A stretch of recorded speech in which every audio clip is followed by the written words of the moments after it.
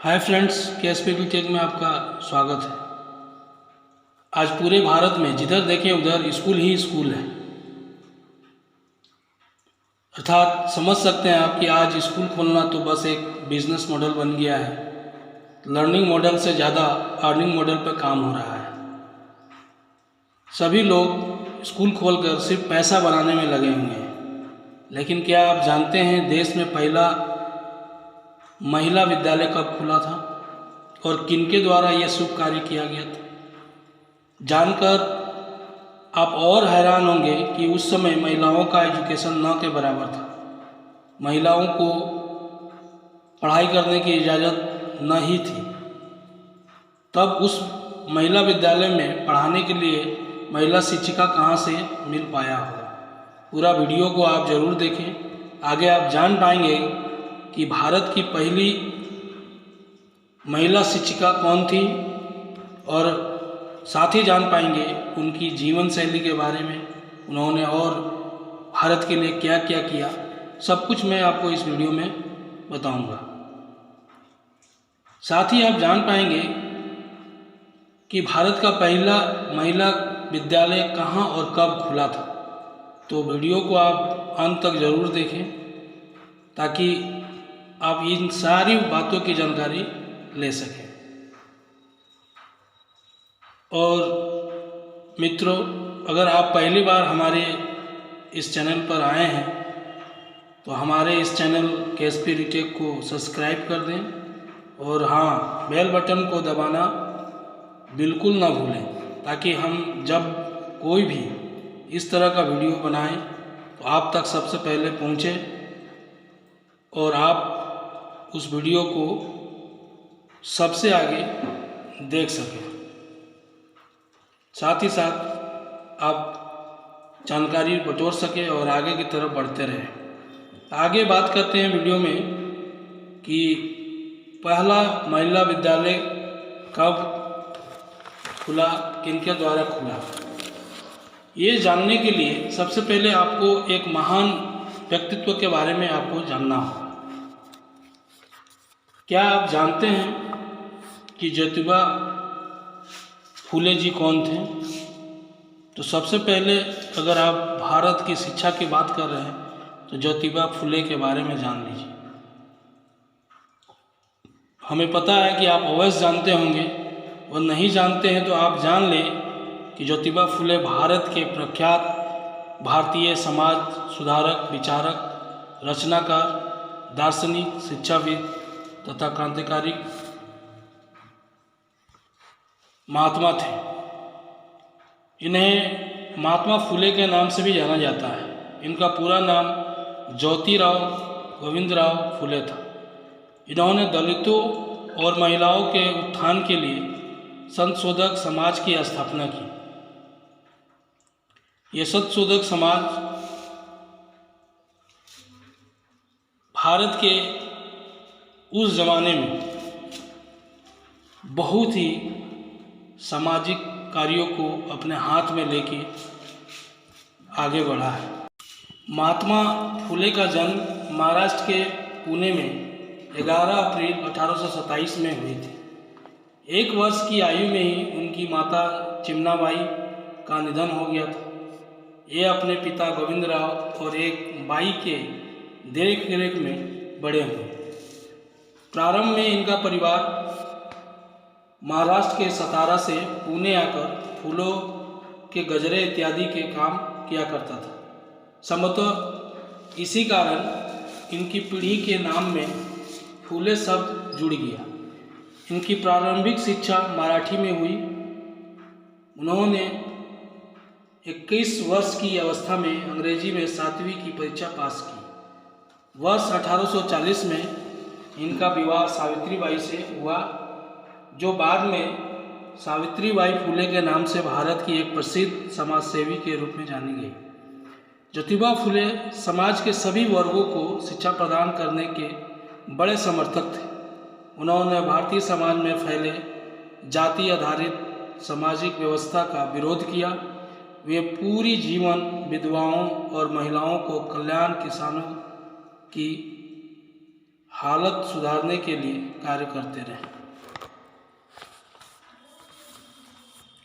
ज्योतिबा फुले भारतीय समाज में स्त्री पुरुषों के बीच विभेद को कम करना चाहते थे। इसलिए उन्होंने 1848 में एक बालिका स्कूल की स्थापना की।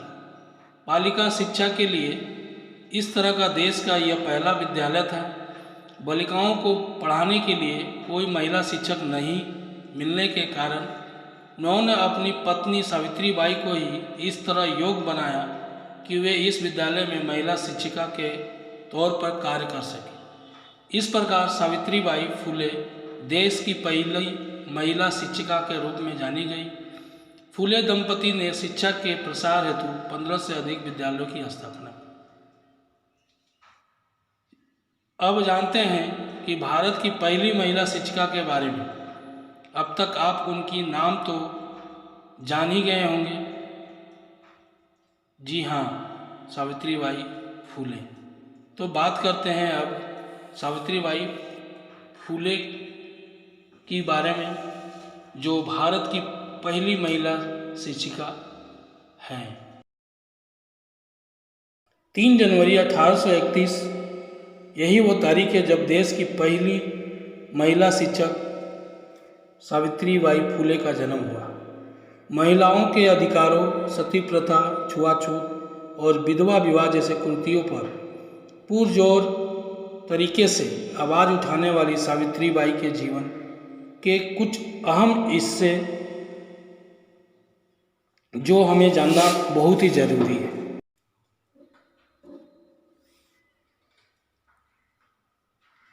महाराष्ट्र के पुणे में एक दलित परिवार में जन्मी सावित्रीबाई के पिता का नाम खंडोली जी नेवसे और माता का नाम लक्ष्मीबाई था। महिलाओं के अधिकारों, सती प्रथा और छुआछूत और विधवा विवाह जैसे कुरीतियों पर पुरजोर तरीके से आवाज़ उठाई थी इन्होंने। वे समाज में रूढ़ियों की बेड़ियां तोड़ने के लिए लंबा संघर्ष करना पड़ा।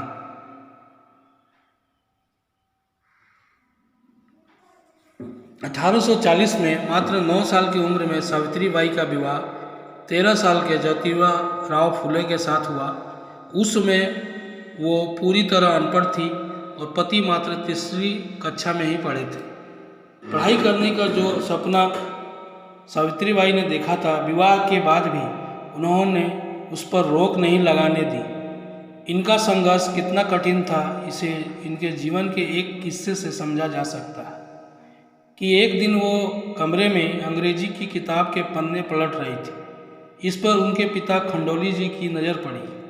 वो देखते ही भड़क गए और हाथों से किताब को छीनकर घर के बाहर फेंक दिया।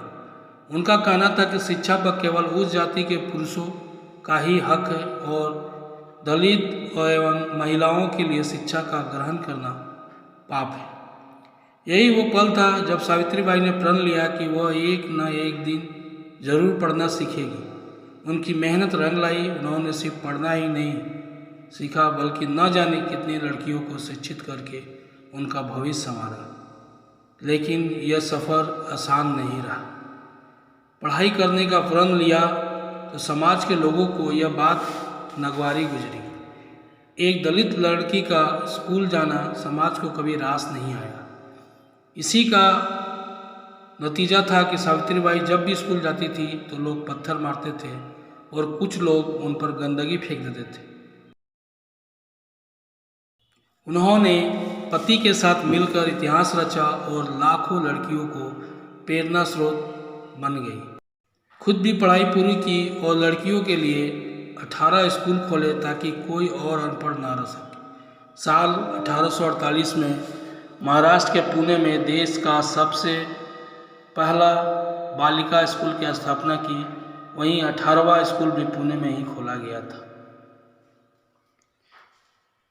तो ये थी कहानी फूले परिवार की।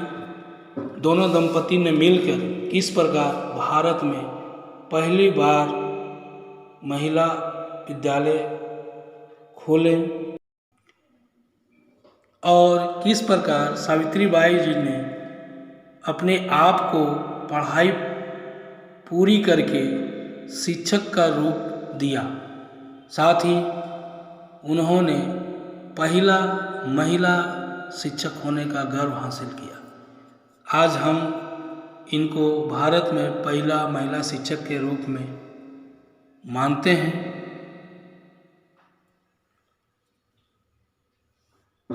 आशा करता हूँ कि आपको ये मेरी जानकारी अच्छी लगी हो, और अगर अच्छी लगी हो तो इसे लाइक करें और शेयर करना बिल्कुल ना भूलें, ताकि दूसरे लोग भी यह जान पाएँ कि हम जहाँ चारों तरफ स्कूल देखते हैं, तो ऐसे में सबसे पहला महिला विद्यालय का स्थापना कब, कहाँ और किनके द्वारा किया गया था, ये जान पाएँ। धन्यवाद। जय हिंद, जय भारत।